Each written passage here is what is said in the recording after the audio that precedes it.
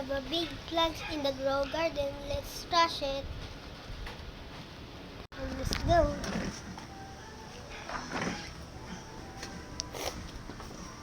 Oopsie. Let's trash it this way. This way? Yes. And 1, 2, 3. Let's go. Bye-bye.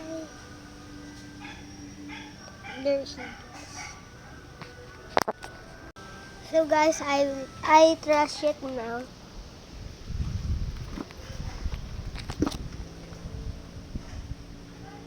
Look at the sun. So di na ako mahilig sa Tagalog, kaya konting-konting Tagalog lang guys.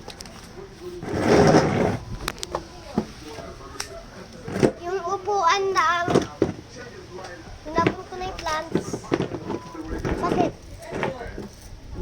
Yung upuan na inaalis ko dito nakaharang.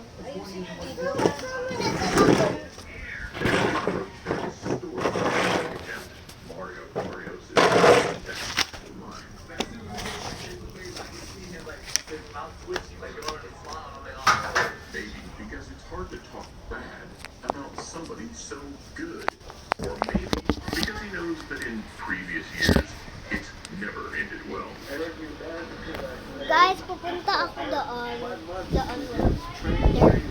know he's a very serious fighter, though. I know when he steps in the ring, he's not smiling, so... Here, however, from a professional campaign that now spans 3 decades, we single out the loudest, proudest, and most polarizing Manny Pacquiao opponent of them all. A 3-weight ruler with slippery Kaya pa rin yan? tongue. Akala ko nandun ako guys. Nandun lang ako diba guys?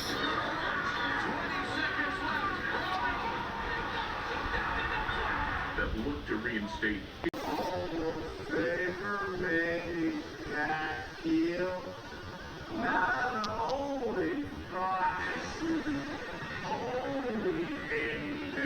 Yeah. Done guys. So bye-bye.